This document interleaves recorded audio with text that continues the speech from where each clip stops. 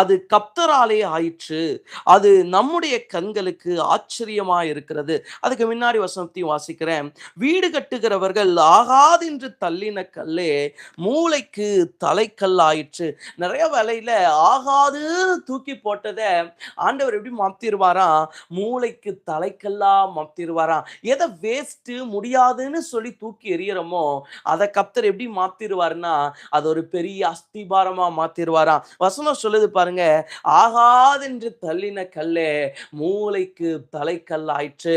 நிறைய வேலையில மனுஷங்க ஆகாதுன்னு தள்ளுறதையெல்லாம் யார் கையில் எடுப்பானா, ஆச்சரியமான தெய்வம் கையில் எடுப்பார். நம்முடைய தேவன் கையில் எடுப்பார். ஒருவேளை இன்னைக்கு உங்க வாழ்க்கை ஆகாத வாழ்க்கையா இருக்கலாம். உங்க குடும்பம் மனுஷங்களுக்கு ஆகாத குடும்பமா இருக்கலாம். இன்னைக்கு எல்லாரும் தள்ளி இருக்கலாம். ஐயோ இதுக்கு மேல இதெல்லாம் ஒண்ணும் ஆகாது, எனக்கெல்லாம் லாக்கியே இல்லைன்னு சொல்லி இருக்கலாம். ஆனா இந்த ராத்திரி கர்த்தர் சொல்லுகிறார், ஆகாது என்று தள்ளினவைகளை நான் மீண்டும் எடுக்கிறேன். தாவீத மட்டும் அவங்க அப்பா என்ன நினைச்சாருன்னா, இவன் அன்ஃபிட் ராஜாவா ஒரு சாமுவேல் வந்து ராஜாவா இந்த வீட்டுல இருந்து ஒரு பையனை கர்த்தர் தேர்ந்தெடுக்கிறார்னு உடனே அப்பா என்ன பண்ணியிருக்கணும், 8 பிள்ளைகள் இருக்கிறாங்களா, ஒவ்வொருத்தரையா கொண்டு வந்து நிறுத்துறேன்னு 8 பேரையும் நிறுத்தி இருக்கணும். ஆனா அவங்க அப்பா ஒருத்தரை மட்டும் மிஸ் பண்ணிட்டாரு தாவீத. ஏன்னா அவங்க அப்பா ரொம்ப நம்பினது என்னன்னா, இந்த கல் அது ஆகாத கல், இந்த கல் அது பிரயோஜனம் இல்லாத கல், இந்த கல் யாருக்குமே உதவாத கல். அவங்க அப்பா சொல்லுவாரு, இவன் கொஞ்சம் ஆடுகளை மேய்ச்சு கொண்டிருக்கிறான். நிறைய பேர் இப்படிதான் நம்மள பாக்குறாங்க. இந்த கல் ஆகாது, இதோ கொஞ்சத்துல இருக்குது, இவன் ஆக மாட்டான், இந்த குடும்பம் ஆகாது. ஆனா இந்த ஜெபம் முடியறதுக்குள்ள கர்த்தர் எப்படி மாற்ற போகிறார்னா, ஆகாதென்று தள்ளின கற்களை தலைக்கல்லாய் மாற்ற போகிறார். ஆகாதென்று தள்ளின உங்களை கர்த்தர் தலைமையில நிறுத்த போகிறார், தலைமையாய் உயர்த்த போகிறார். பெரிய ஆசீர்வாதத்தை கர்த்தர் தரப்போகிறார். இன்னைக்கு ஆகாதுன்னு தள்ளிட்டாங்க, ஒதுக்கிட்டாங்க. உன் வாழ்க்கையெல்லாம் எதுக்குப்பா பிரயோஜனம், உன் குடும்பம் எதுக்குப்பா பிரயோஜனம், உன் பிள்ளைகள்லாம் எதுக்குப்பா பிரயோஜனம், இப்படிதானங்க சொல்றாங்க. ஆண்டவர் இந்த ராத்திரி சொல்றாரு, ஆகாதுன்னு தள்ளினதை எல்லாம் நான் கையில் எடுக்கிறேன். ஆகாதுன்னு உலகம் தூக்கி எறியறத யாரு கையில் எடுப்பானா, என் ஆண்டவர் கையில் எடுப்பார். நிறைய வேலையில மனுஷன் தூக்கி எறிகிறத தான் கர்த்தர் தூக்கி எடுப்பார். மனுஷன் வேண்டான்னு வீசுறத தான் கர்த்தர் கை நீட்டி தூக்கி எடுப்பார். ஒரு வசனம் இருக்கும், பிறந்த நாள்ல இருந்தே உன்னை தூக்கி எரிஞ்சிட்டாங்க, நான் உன்னை என்ன பண்ணிட்டேன்னா வந்து கைபிடிச்சு தூக்கி எரிச்சு எடுத்துட்டேன். இந்த ராத்திரி கர்த்தர் அப்படிதான் நிறைய பேரை உலகம் எப்படி தள்ளிருச்சுன்னா, இவன் இதுக்கு செட் ஆக மாட்டான், இவன் இதுக்கு செட் ஆக மாட்டா, தேவையே இல்லை, இவங்க இவங்க ஒர்த்தே இல்லை அப்படி நிறைய பேரு இங்க சிலர் தள்ளி இருக்கிறாங்க. ஆனா இந்த ராத்திரி கர்த்தர் சொல்லுகிறார், யாரெல்லாம் சத்துரு ஆகாது என்று தள்ளினானோ அவர்களை நாம் தேவை என்று எடுக்கிறேன், அவர்கள் எனக்கு தேவை என்று எடுக்கிறேன். இந்த ராத்திரி இந்த ஜெபத்துல இந்த சத்தத்தை கேட்கிற உங்களை உலகம் தள்ளி இருக்கலாம், மனுஷன் தள்ளி இருக்கலாம். ஆனா கர்த்தர் சொல்லுகிறார், ஆகாது என்று தள்ளின உன்னை நான் கையில எடுக்கிறேன். சரி, இன்னைக்கு செய்தி என்னன்னா 23வது வசனம், அது கர்த்தராலே ஆயிற்று, அது நம்முடைய கண்களுக்கு ஆச்சரியமாயிற்று. கவனிங்க, அது கர்த்தராலே ஆயிற்று, அது நம்முடைய கண்களுக்கு ஆச்சரியமாயிற்று. நிறைய வேளையில நமக்கு ஆக வேண்டிய காரியங்கள் எல்லாம் எதினால் ஆகும் என்று சொன்னால் கர்த்தராலே ஆயிற்று. இந்த ராத்திரி செய்தி என்ன தெரியுமா, கர்த்தரால் ஆகும் ஆச்சரியங்கள், கர்த்தரால் ஆகும் ஆச்சரியங்கள், அது கர்த்தராலே ஆயிற்று, ஆச்சரியம் ஆயிற்று. இன்னைக்கு சில காரியம் எல்லாம் நடக்காது முடியாதுன்னு நினைக்கிறீங்களா, ஒதுக்கிட்டாங்க, நான் இனி என்ன செய்வேன், இனி எப்படி வருவேன் அப்படின்னு நினைக்கிறீங்களா, இன்னைக்கு கர்த்தர் சொல்றாரு, அது கர்த்தராலே ஆயிற்று, அது கண்களுக்கு ஆச்சரியமாயிற்று.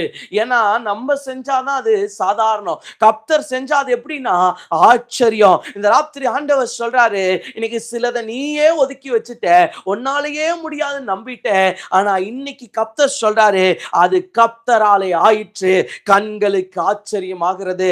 சிலதை தூக்கி போட்டிருக்கலாம், சிலது நடக்காதுன்னு நினைச்சிருக்கலாம், சிலதை முடியாது நினைச்சிருக்கலாம். ஆனா இந்த ராத்திரி கர்த்தர் சொல்லுகிறார், அது கர்த்தராலே மீண்டும் தலைக்கிறது, அது கர்த்தராலே மீண்டும் முளைக்கிறது. சிம்சோனை பெலிஸ்தர் சிறைபிடிச்சு கொண்டு போகும்போது அவருடைய முடியெல்லாம் மொத்தமா மொட்டை அடிச்சிருவாங்க. அடிச்சுட்டு அவங்களுடைய நம்பிக்கை என்னன்னா, இவன் இதுக்கு மேல என்ன அடைய மாட்டான்னா, பெலன் அடைய மாட்டான். அப்ப வசனம் சொல்லும், அவன் கர்த்தரை நோக்கி விண்ணப்பம் பண்ண ஆரம்பிச்ச உடனே அவன் தலைமுடி மீண்டும் முளைக்க ஆரம்பித்தது.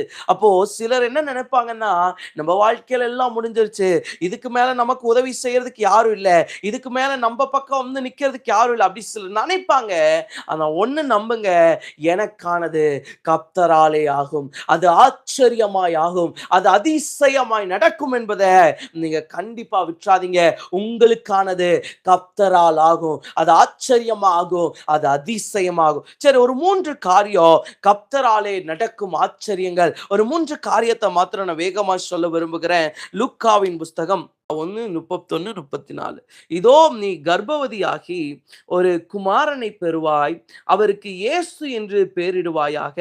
34 பாருங்க. அதற்கு மரியாள் தூதனை நோக்கி, இது எப்படி ஆகும், புருஷனை அறியேனே என்றான். இங்க பாருங்க, தூதன் வந்து சொல்றாரு மரியாள்கிட்ட, கன்னி மரியாள்கிட்ட, இயேசு கிறிஸ்துவனுடைய வயிற்றில பிறக்க போகிறார். அப்போ மரியாளுக்கு இருக்கிற கேள்வி என்னன்னா, இது எப்படி ஆகும், இது எப்படி ஆகும்? தூதன் சொல்றாரு நடக்கும், சரி நடக்கும், ஓகே, இது எப்படி ஆகும்? நீங்க நிறைய பேருடைய வாழ்க்கையில என்ன கேள்வினா, இது எப்படிங்க ஆகும், இது எப்படிங்க நடக்கும்? நடக்குங்கிறது உண்மை, நான் ஒத்துக்கிறேன், நடக்கும். ஆனா எப்படி நடக்கும், எப்படி இது செய்ய முடியும்? இன்னைக்கு நிறைய பேருடைய லைஃப்ல இருக்கிற பெரிய கேள்வியே இதுதான். எப்படி பிரதர் நடக்கும், யார் செய்ய முடியும்? இந்த மரியாள் பாருங்க அழகா சொல்றாங்க, எப்படிங்க இது ஆகும், நான் புருஷனை அறியேனே. சில வேளையில கர்த்தர் நமக்கு எப்படி செய்வார் தெரியுமா? யாருக்குமே செய்யாத வழியில நமக்கு கர்த்தர் செய்வார், யாருக்குமே செய்யாத விதத்துல கர்த்தர் உங்களுக்கு செய்வார். நம்ம நிறைய பேருக்கு நம்ம போற பாதையில யாருக்காவது ஏதாவது வழியில அற்புதம் நடந்துருந்துச்சுன்னா, அந்த அற்புதம் நமக்கு நடக்கணும்னு நம்ம விரும்புவோம். ஆனா கர்த்தர் நமக்கு யாருன்னு சொன்னா, யாருக்குமே செய்யாத புதிய வழியிலே அதிசயங்களை செய்கிறவர். இந்த மரியாளுடைய வாழ்க்கையில அவளுக்கு இருந்த கேள்வி என்னன்னா, இதுக்கு முன்னாடி யாருக்குமே என்ன இல்லைன்னா, ஒரு புருஷன் இல்லாம குழந்தை இல்லை, அப்படி ஒரு சம்பவம் நடந்ததா? இதுக்கு முன்னாடி என் வாழ்க்கையில, என் சரித்திரத்துல நான் கேள்விப்பட்டதே இல்லை. அது அவங்க கேள்விப்பட மட்டும் இல்ல, பூமியிலேயே அது என்ன ஆகலைன்னா நடந்ததே இல்லை. அதுதான் மரியாளுடைய வாழ்க்கை. அன்னைக்கு மரியாளுடைய வாழ்க்கையில இருந்த ஒரு பெரிய விஷயம் என்னன்னா, இது வரைக்கும் இப்படி யாருக்கும் நடக்கலையே, இது வரைக்கும் இது யாருக்கு இந்த மாதிரி ஒண்ணு நடக்கலையே. அது அன்னைக்கு மரியாளுக்குள்ள இருந்த ஒரு பெரிய விஷயம். இன்னைக்கு இப்படிதான் உங்க வாழ்க்கையில இருக்கலாம். எனக்கு ஒரு பெரிய திட்டம் இருக்குது, பெரிய தரிசனம் இருக்குது, ஆனா யாருக்குமே இது வரைக்கும் இந்த விஷயம் இப்படி நடந்தது இல்ல. ஆனா கர்த்தர் இந்த ராத்திரி சொல்லுகிறார், யாருக்குமே நடக்காத ஒரு ஆச்சரியத்தை உன் வாழ்க்கையில செய்யறேன், எவருக்குமே நடக்காத ஒரு பெரிய ஆச்சரியத்தை நான் உனக்கு செய்யறேன். நிறைய வேலையில நமக்கு எப்ப நம்பிக்கை வரும்னா, நமக்கு முன்னாடி யாருக்காவது ஏதாவது நடந்திருந்தா பரவாயில்ல, யாருக்காவது ஏதாவது இதே மாதிரி வந்திருந்தா பரவாயில்ல. ஆனா நம்முடைய கர்த்தர் யார் தெரியுமா?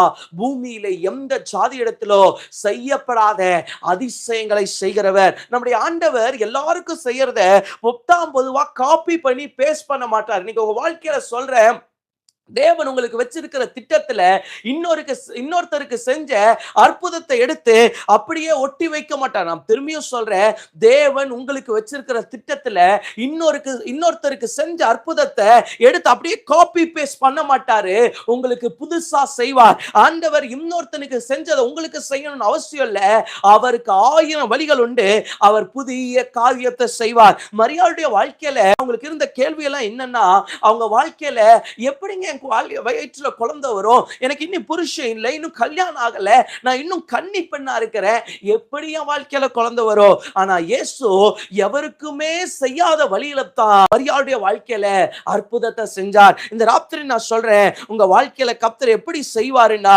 எவருக்குமே செய்யாத வழியில, யாருக்குமே நடக்காத வழியில, எஸ், கர்த்தரால் ஒரு ஆச்சரியம் நடக்க போகுது. அது எப்படிப்பட்ட ஆச்சரியம்னா, இதுவரைக்கும் யாருக்கும் நடக்காத ஆச்சரியம், புதுமையான ஆச்சரியம் அதை கர்த்தர் உங்க வாழ்க்கையில செய்ய போறார். பெரிய தரிசனம் இருக்குதுல, பெரிய திட்டம் இருக்குதுல. நான் உங்களுக்கு ஒண்ணு தெளிவா சொல்றேன், கர்த்தர் காப்பி பேஸ்ட் அடிக்கிற ஆண்டவர் இல்ல.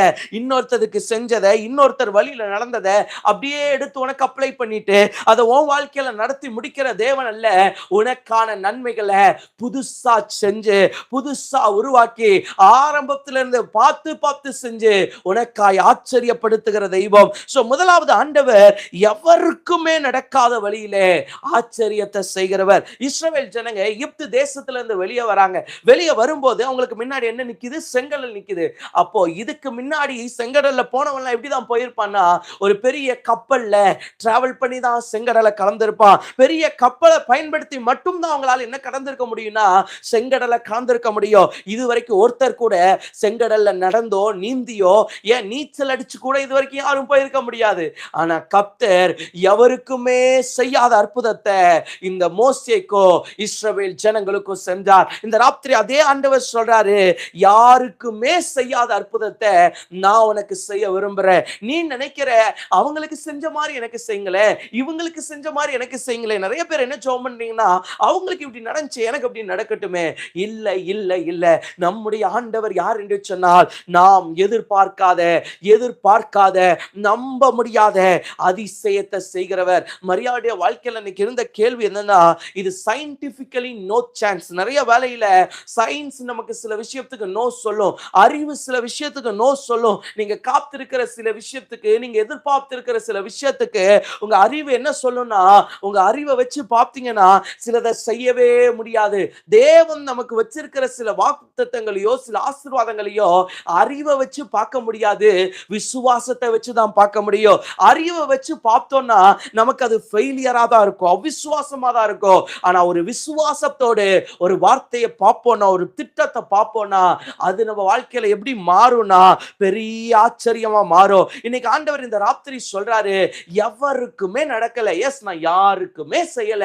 ஆனா அந்த வழியில நான் உனக்கு செய்ய விரும்புறேன், நான் உன் வாழ்க்கையில செய்ய விரும்புறேன். மரியாள் பாருங்களேன், சொல்றாங்களே, இது எப்படி ஆகும், இது யாரு செய்வான்னு கேட்டோன்னே ஆண்டவர் சொல்றாரு, பரிசுத்த ஆவியானவர் வந்து உண்மையில் நிலையிடுவார். சோ இது வரைக்கும் நடக்கலதாமா, நீ சொன்னதெல்லாம் உண்மைதான். நீங்க நிறைய பேர் நம்ம என்ன சொல்லுவோம்னா, ஐயா நீங்க பெரிய திட்டத்தை என் மேல வச்சுட்டீங்க, ஆனா இந்த திட்டத்துக்கு இது வரைக்கும் யாருக்கு எது நடக்கலையா, எனக்கு மட்டும் எப்படியா நடக்கும் அப்படி சொல்லுவோம். ஆனா ஒண்ணு மறந்துடாதீங்க, இவ்வளோ பேருக்கு நடக்கலைங்கிறதுக்காக நமக்கு நடக்கலைன்னு ஆயிராது. நான் தான் சொன்னேன், செங்கடலுக்கு முன்னாடி பல பேர் போயிருப்பாங்க, பல பேர் கடந்திருப்பாங்க. ஆனா அத்தனை பேருக்கும் செங்கடல் திறக்கலைங்கிறதுக்காக மோசேக்கு திறக்காம விட்டுறாது. மோசேக்கும் இஸ்ரவேல் ஜனங்களுக்கும் செங்கடல் பிளக்காம நின்ற முடியாதுங்க. அநேகருக்கு நின்றுக்கலாம், ஆனா நமக்கு நிற்க முடியாது. சோ முதலாவது தேவன் எதுல ஆச்சரியம் செய்ய போறாருன்னா, எவருக்கும் நடக்காத ஆச்சரியத்தை நான் உனக்கு செய்யறேன். ஒரு புதுமையான ஆச்சரியத்தை உனக்கு செய்யறேன். யாருக்குமே நடக்கல, உண்மைதான், ஆனா உனக்கு செய்யறேன்னு கர்த்தர் சொல்லுகிறார். சோ முதல் காரியம் எவருக்கும் நடக்காத ஆச்சரியம். இரண்டாவது காரியம் பாருங்க, மத்தேயுவின் புஸ்தகம் 17வது அதிகாரம் 24வது வசனம். அவர்கள் கப்பர்நாகூமில் வந்தபோது வரிப்பணம் வாங்குகிறவர்கள் பேதுருவிடத்தில் வந்து, உங்கள் போதகர் வரிப்பணம் செலுத்துகிறது இல்லையா என்று கேட்டார்கள். செலுத்துகிறார் என்றாம். 27வது வசனம் பாருங்க. ஆகிலும் நாம் அவர்களுக்கு இடரலாயிராதபடிக்கு நீ கடலுக்கு போய் தூண்டில் போட்டு முதலாவது அகப்படுகிற மீனை பிடித்து அதன் வாயை திறந்து பார், ஒரு வெள்ளி பணத்தை காண்பாய், அதை எடுத்து எனக்காகவும் உனக்காகவும் அவர்களிடத்தில் கொடு என்றார். இரண்டாவது பாருங்க, இங்க ஒரு சம்பவம். இயேசுவுக்கு அன்பா இருந்த சீஷன் பேதுரு. அப்ப இந்த சீஷன் தனியா மாட்டான். இயேசு உள்ள வீட்டுக்குள்ள இருக்கிறார், வெளியே இந்த பேதுரு நிக்கிறான். நிக்கிறவனை பார்த்து வந்து கேட்கறாங்க, எப்பா உங்க ஓனரு உங்க ஆண்டவரு டாக்ஸ் கட்டுறாரா, அவர் டாக்ஸ் கட்டுறாராப்பான்னு கேட்ட உடனே பேதுருக்கு ஒரே கன்ஃபியூஷன், ஆண்டவர் டாக்ஸ் கட்டுறாரா இல்லையா. அப்போ பேதுரு எப்படியோ சொல்லிட்டாரு, டாக்ஸ் கட்டுறாருங்க, எங்க ஆண்டவர் டாக்ஸ் கட்டுறாரு. அப்போ உள்ள வந்த உடனே பேதுரு ஆண்டவர் ஆண்டவர்ட்ட சொல்லல. ஆண்டவரே அவங்க வந்து டாக்ஸ் கட்டுறீங்களான்னு கேட்கறாங்க. அப்படியெல்லாம் சொல்லல. ஆண்டவர் சொல்றாரு, நீ என்ன பண்ணுனா, போய் டாக்ஸ்க்கான வேலைய செய். சில வேளையில நம்ப சொல்லித்தான் சிலது கர்த்தருக்கு புரியணும்னு அவசியம் இல்ல. நம்ம சொல்லாமயே அவர் பதில வச்சிருக்கிறார். அநேக வேளையில நாம் சொல்லித்தான் அவர் ஆச்சரியம் செய்வார்ன்னு இல்ல. நீங்க சொல்லாமயே உங்களுக்கான ஆச்சரியத்தை அவர் உங்களுக்கு கொடுக்கிற வல்லமை உள்ளவர். உங்களுக்கான ஆச்சரியத்தை உங்களுக்கு செய்ய வல்லமை உள்ளவர். பேதுரு சொல்லவே இல்ல. ஆனா ஆண்டவர் சொல்றாரு. பேதுருவ பார்த்து என்ன சொல்றார் தெரியுமா? நீ போ, கடல்ட்ட போயி ஒரு தூண்டில போடு. தூண்டில போட்டேன்னா மீன் வரும். மீன் வாய தொறந்தேன்னா அதுல காசு இருக்கும். அதை எடுத்து வரி பணம் செலுத்திரு. ஒருவேளை நம்மளா இருந்தா என்ன சொல்லுவோம் தெரியுமா? ஆண்டவரே ஏன் இவ்வளவு கஷ்டம்? நான் போய் என்ன பண்றேன்னா, மீன் பிடிச்சு வித்துட்டு வந்துர்றேன். பேதுருடைய தொழிலே அதுதானே. பேதுருவுக்கு இந்த வார்த்தைய துவங்கின உடனே, மீன் போய் பிடின உடனே, பேதுருவுக்கு என்ன தோணி இருக்கும்னா, ஓ! ஆண்டவர் நம்மள மீன் பிடிக்க அனுப்புறார். நம்ம பழைய வேலைக்கு நம்மள அனுப்புறார். நம்ம போய் சந்தோஷமா இருக்கலாம். அப்படின்னு ஒருவேளை பேதுரு யோசிச்சிருக்கலாம். ஆனா ஆண்டவர் பேதுருவ மீன் பிடிக்க அனுப்புனா கூட, அந்த மீனின் வாயில வரிப்பணத்தை வச்சிருந்தார். இந்த பேதுரு கிட்ட மீன் இல்ல, வரி பணம் இல்ல. ஆனா மீனையும் வரி பணத்தையும் எடுக்கிற தூண்டில் இன்னும் பேதுரு கையில தான் இருந்துச்சு. இந்த ராத்திரி நான் சொல்றேன், உங்க கையில சில ஆசீர்வாதங்கள் இல்லாம இருக்கலாம், சில காரியங்கள் இல்லாம இருக்கலாம். ஆனா உங்க ஆசீர்வாதத்தை உருவாக்குகிற சில காரியங்களை இன்னும் கர்த்தர் உங்க கையில தான் வச்சிருக்கிறார். பேதுரு கையில மீனும் இல்ல, பணமும் இல்ல. ஆனா பேதுரு கிட்ட கர்த்தர் எதை வச்சிருந்தாருன்னா, அந்த தூண்டில இன்னும் பேதுரு கையில வச்சிருந்தார். பேதுரு கையில இன்னும் தூண்டில் இருந்துச்சு.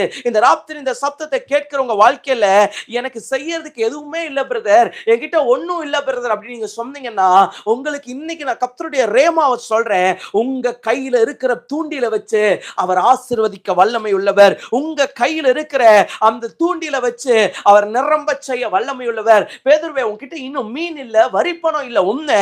ஆனா அந்த மீனை எடுக்கிற தூண்டில் இன்னும் உன் கையில தான் இருக்கு. இன்னைக்கு சில ஆசீர்வாதங்கள் வீட்டுல இல்ல, உங்க குடும்பத்துல இல்ல, உண்மைதான். ஆனா இன்னைக்கு சொல்றேங்க, அந்த ஆசீர்வாதத்தை எடுக்கிற தூண்டில, அந்த ஆசீர்வாதத்தை பிறப்பிக்கிற ஏதோ ஒரு விஷயத்தை கர்த்தர் உங்க கையில இன்னும் வச்சிருக்கிறார். என் கையில என்ன இருக்கு நீங்க சொல்லலாம். ஏற்ற காலம் வரும்போது எப்ப அவங்க வந்து வரி பணம் கேட்கிறாங்களோ அப்ப கர்த்தர் சொல்லுவாரு, அங்க இருக்குது போய் எடு, அந்த இடத்துல இருக்குது போய் எடு. ஒரு வேடிக்கையா ஒரு சம்பவம் சொல்லுவாங்க. ஒரு அப்பா வந்து ஒரு பையனை வந்து காலேஜுக்கு அனுப்புனாராம். பைபிள் கொடுத்து அமிச்சாரு. பைபிளை நீ படிப்பா டெய்லின்னு சொல்லிட்டு கொடுத்து அமிச்சாராம். கொடுத்து அமிச்ச உடனே அந்த பையனுக்கு அங்க போய் காலேஜ் படிக்கும்போது அவனுக்கு தேவை வரும்போதெல்லாம், அப்பா காலேஜ் ஃபீஸ் கட்டணும், இல்ல மெஸ் ஃபீஸ் கட்டணும்னா அவன் அப்பாவுக்கு ஒரு லெட்டர் போடுவான். லெட்டர் போட்ட உடனே அப்பா பதிலுக்கு வந்து ஒரு லெட்டர் போடுவாராம். என்ன போடுவார்னா, எரேமியா 31:4 படி, சங்கீதம் 25:4 படி. மெஸ் ஃபீஸ்னா எரேமியா 25:4. நான் சும்மா சொல்றேன். அடுத்து நீ வந்து ஒருவேளை ஹாஸ்டல் ஃபீஸ் கட்டணுமா, இந்த வசனத்த படி அப்படின்னு சொல்லுவாராம். இவனுக்கு ஒரே கோவம். என்னடா நம்ம அப்பாட்ட பணம் கேட்டு அனுப்பிச்சிட்டு இருக்கிறோம் லெட்டரு. இவரு என்ன சொல்லிட்டு இருக்கிறாருன்னா, பைபிள தொறந்து இங்க படி, அங்க படிங்கிறாரு அப்படின்னு சொல்லிட்டு இவனுக்கு பயங்கர கோவம். ஏறத்தாழ 1 வருஷம் இப்படியே நடக்குது. இவன் பணம் கேட்டு லெட்டர் போடுறான். அப்பா பைபிள்ல இதை எடுத்து படிங்கிறாரு. இப்போ இவனுக்கு கோவத்தோட அவன் திரும்பி வரான். திரும்பி வந்து, ஏன்பா நான் போய் இங்க இவ்வளோ கஷ்டப்பட்டுட்டு இருக்கிறேன், நீங்க எனக்கு பணம் அனுப்பாம என்ன பண்ணிட்டு இருக்கிறீங்கன்னா, ஏப்பா நான் தான் உன்னை எடுத்து படிக்க சொன்னேனே, நீ எடுத்து படிச்சிருக்கலாமே அப்படின்னு கேட்டோன்னே, அவன் இத்தனை லெட்டர் வச்சிருக்கிறான் அவங்க அப்பா போட்டதெல்லாம். பாருங்க நான் எவ்வளவு பணம் கேட்டா நீங்க இத்தனை லெட்டர் அனுப்பிச்சிருக்கிறீங்கன்னு அப்பா சொல்றாரு, அந்த லெட்டர்ல இருக்கிற ஒவ்வொரு வசனத்தையும் நீ எடுத்து படினா, இந்த பைபிளை திறக்கும் போது அவன் எவ்வளவு அமௌண்ட்டை கேட்டிருந்தானோ அந்த இடத்துல அந்த அமௌண்ட் அவங்க அப்பா வச்சிருந்தார். அந்த இடத்துல அவங்க அப்பா அந்த பணத்தை வச்சிருந்தார். ஆனா அவனுக்கு என்ன தெரியலன்னா, இந்த 1 வருஷம் அவன் பைபிளை திறக்கவே இல்லை. அதனால தான் அவனுக்கு என்ன தெரியலன்னா, பணம் இங்க இருக்குதா இல்லையான்னு தெரியல. நிறைய வேலையில நம்முடைய கண்களுக்கு மறைவாய் கர்த்தர் சிலதை வச்சிருப்பார். நீங்க நினைச்சுக்காதீங்க ஆண்டவர் என்ன எங்கேயோ வெளியே இருந்து தான் ஆசீர்வதிப்பார். இல்ல இல்ல, பேதுருவே இன்னும் தூண்டில் உன் கையில தான் இருக்குது. இந்த ராத்திரி இந்த சத்தத்தை கேட்கிற உங்களுக்கு கர்த்தர் சொல்லுகிறார், உன் கையில் இருக்கிறதுலயே நான் ஆச்சரியமாய் உன்னை நடத்துவேன். உன் தேவைகளுக்கு நான் வெளியிருந்து உன்னை கொண்டு போக மாட்டேன். உன் கையில என்ன இருக்குதோ அதுல நான் ஆச்சரியம் செய்ய போறேன். எப்படி ஆகும்? அது கர்த்தரால் ஆகும். இந்த வசனம் சொல்லுது பாருங்க, அது கர்த்தரால் ஆயிற்று, அது நம்முடைய கண்களுக்கு ஆச்சரியம் ஆயிற்று. இந்த இடத்துல பேதுருடைய லைஃப்ல இருந்த ஒரு பெரிய விஷயம் என்னன்னா, அவன் கையில இன்னும் தூண்டில் இருக்கு. ஒரு சமயம் ஒரு தீர்க்கதரிசியுடைய மனைவி வந்து ஒரு தீர்க்கதரிசிட்ட வந்து நிப்பாங்க. நிக்கும்போது என்ன சொல்றாங்கன்னா, "எங்க கணவன் இறந்துட்டாங்க. அவரு வாங்குன கடன்னால என் பிள்ளைகள இப்ப பிடிச்சு கொண்டு போறாங்க. இப்ப என்ன செய்யறதுன்னு தெரியலன்னு" வந்து நிக்கிறாங்க. நிக்கும்போது எங்க தீர்க்கதரிசி சொல்லுவாரு, "உன்ட்ட என்னம்மா இருக்குது? எண்ணெய் தான்ப்பா இருக்குது. கொஞ்சம் எண்ணெய் தான் இருக்குது. நீ போய் என்ன பண்ணு, எல்லா பாத்திரத்திலயும் ஊத்து. எண்ணெய் வரும். அந்த எண்ணெய வித்து நீ கடன கட்டு." தீர்க்கதரிசி சொல்லல, "நீ இங்க போய் பணம் வாங்கிக்கோ. நீ இந்த இடத்துல போய் வாங்கிக்கோ. இல்ல நான் உனக்கு தரேன்." அப்படியெல்லாம் சொல்லல. உன்ட்ட என்ன இருக்குதோ அதை கர்த்தர் ஆசீர்வதிக்க வல்லமை உள்ளவர். இந்த ராத்திரி இந்த சத்தத்தை கேட்கிறவங்க வாழ்க்கையில உங்க தேவைக்கான காரியத்தை, உங்க பெருக்கத்துக்கான காரியத்தை ஒருவேளை வெளியே தேடிட்டு இருப்பீங்கன்னா, இந்த ராத்திரி தீர்க்கமாய் ஒரு ரேமாய் வருகிறது. உனக்கான ஆசீர்வாதத்தை நான் இன்னும் உன் கையில வச்சிருக்கிறேன். உன் கையில இருக்கிறத பெருகச் செய்ய நான் வல்லமை உள்ளவர். இந்த ராத்திரி வேலையில சில வேலையில கர்த்தர் காடைய எங்க இருந்து கொண்டு வருவார்னா, கீழ்காற்றில இருந்து கொண்டு வருவார். சில வேளையில சில ஆசீர்வாதங்களை கர்த்தர் எங்க இருந்து கொண்டு வருவார்னா, காற்றில இருந்து கொண்டு வருவார். நீங்க நினைச்சுக்காதீங்க உங்க கையில இருக்கிறது அற்பமா இருக்குது அப்படியெல்லாம் நினைக்காதீங்க. உங்க கையில இருக்கிற தூண்டில் மீனை கொண்டு வரும். அந்த மீன் வரிப்பணத்தை கொண்டு வரும். இந்த ராத்திரி நான் சொல்றேன், நம்முடைய கைகளில் இருக்கிற ஆசீர்வாதங்களை நாம் அறியாமல் இருக்கிறோம். ஆனா இந்த ராத்திரி கர்த்தர் திட்டமாய் சொல்லுகிறார், உன் தேவைகளை சந்திக்கிற ஆச்சரியத்தை நான் உன் கையில வைத்திருக்கிறேன். உன் கையில வைத்திருக்கிறேன். ஒருவேளை தேவ பிள்ளையே, எனக்கு கர்த்தர் செய்யவே மாட்டாரா, ஆண்டவர் எப்ப செய்வாரு, என் வாழ்க்கையில கர்த்தர் இதை நடத்தவே மாட்டாரான்னு இருப்பீங்கன்னா, இந்த ராத்திரி ஆண்டவர் சொல்லுகிறார், உன் கையிலே ஒரு ஆச்சரியத்தை வைத்திருக்கிறேன். உன் கையில ஒரு அதிசயத்தை வச்சிருக்கிறேன். நீ வெளியே போய் தேட வேண்டிய அவசியம் இல்ல. நீ வெளியே போய் ஓட வேண்டிய அவசியம் இல்ல. உன் கையில இருக்கிறத ஆச்சரியமா மாற்றி, அதிசயமா மாற்றி, அற்புதமாய் நடத்த நான் உன்னோடு கூட இருக்கிறேன் என்று கர்த்தர் சொல்லுகிறார். சோ இரண்டாவது காரியம் பாருங்க, நம்முடைய தேவைகளிலே ஆச்சரியப்படுத்துகிற தேவன். மூன்றாவது பாருங்க, யோவான் 11ல 40-43 அங்க வாசிங்க. இயேசு அவளை நோக்கி, நீ விசுவாசித்தால் தேவனுடைய மகிமையை காண்பாய் என்று நான் உனக்கு சொல்லவில்லையா என்றார். 43 இவைகளை சொன்ன பின்பு, லாசருவே வெளியே வா என்று உரத்த சத்தமாய் கூப்பிட்டார். மூன்றாவது பாருங்க, லாசரும் மரிச்சு போயிருக்கிறான். லாசரு மரிச்சு போனோடனே இவங்க என்ன முடிவு எடுத்துட்டாங்கன்னா, இதுக்கு மேல இந்த பாடியை வச்சா நாரும். இயேசுவை கூப்பிட்டவங்க இயேசு வர்ற வரைக்கும் என்ன பண்ண முடியலன்னா, பாடியை வைக்க முடியல. நிறைய வேலையில நிறைய பேர் என்ன நினைச்சுக்குவோம்னா, இதுக்கு மேல இதை வைக்கவே முடியாது, முடிஞ்சிச்சு அவ்வளவுதான். அங்க அந்த சகோதரிகளோ இல்ல அவருடைய நண்பர்களோ இல்ல அவருடைய உறவினர்களோ என்ன பண்ண முடியலன்னா, லாசருடைய உடம்ப, அந்த லாசருடைய சரீரத்தை அவங்களால வைக்க முடியல. ஏன்னா அவங்களுக்கு நல்லா தெரியும், இந்த சரீரத்தை இதுக்கு மேல வச்சா வேஸ்ட், அது நார ஆரம்பிச்சிரும். சோ இதுக்கு மேல என்ன பண்ணானா, கொண்டு போய் கல்லறையில வச்சிடலாம். சரி, இயேசு கல்லறைட்ட வராரு. கல்லறை கிட்ட இயேசு வந்துட்டு சொல்றாரு, கல்ல புரட்டி போடுங்கன்னா, இங்க இயேசு பக்கத்துல வந்து சொல்றாங்க, ஆண்டவரே நாரும் ஆண்டவரே, 4 நாள் ஆச்சு. ஆனா இயேசு அதுக்கெல்லாம் மசியல, நீங்க தரங்கன்னு சொல்றாரு. இந்த ராத்திரி வேலையில நான் சொல்றேன், சில பிரமிக்கத்தக்க ஆச்சரியங்களை கர்த்தர் செய்வார். இவங்க எல்லாம் என்ன நினைச்சாங்க தெரியுமா, அந்த சரீரத்தை பார்த்து இயேசு அழுக போகிறார். இந்த கல்லறையை திறந்த உடனே இயேசு கண்ணீர் வடிக்க போகிறார். ஏன்னா இதுக்கு முன்னாடி இயேசு கண்ணீர் வடிச்சிட்டு வரார், அதுதான் இவங்களுக்கு தெரியும்.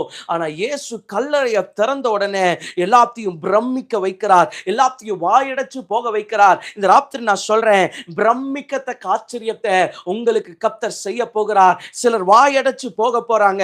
இன்னைக்கு கர்த்தர் உங்களுக்கு செய்ய போற அற்புதத்தை பார்க்கிற ஒரு கூட்டம் வாயடைச்சு போகிற ஒரு பெரிய காலம் வந்து விட்டது.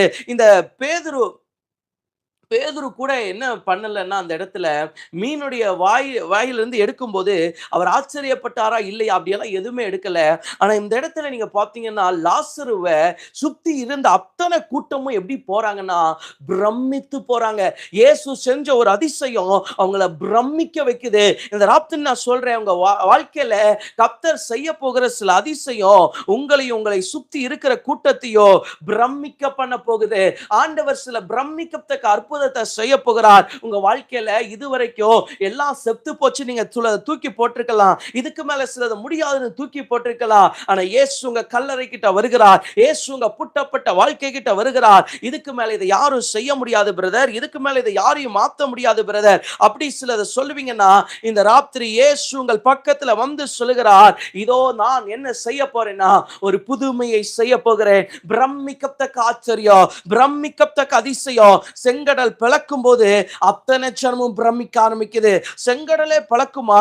இவர் எப்படிப்பட்ட தேவன்? நான் சொல்லுகிறேன், உங்களுக்கான ஆச்சரியம் உங்க அளவுல செய்யப்படாது, ஆண்டவருடைய அளவுல செய்யப்படும். நான் விசுவாசிக்கிறேன், நமக்கான ஆச்சரியத்தை நம்ம லெவல்ல செஞ்சா நம்ம தான் பிரமிப்போம். ஆனா ஆண்டவர் லெவல்ல செஞ்சா உலகமே பிரமிக்கும். இந்த இடத்துல பாருங்க, லாசருவுக்கு செஞ்ச அற்புதத்தை அன்னைக்கு சுத்தி இருந்த அத்தனை கூட்டமும் பார்த்து பிரமிக்குது. இந்த ராத்திரி இயேசு கிறிஸ்துவின் நாமத்தினாலே நீங்கள் பிரமிக்கிற ஒரு அதிசயம் வருகிறது, நீங்கள் பிரமிக்கிற ஒரு ஆச்சரியம் வருகிறது.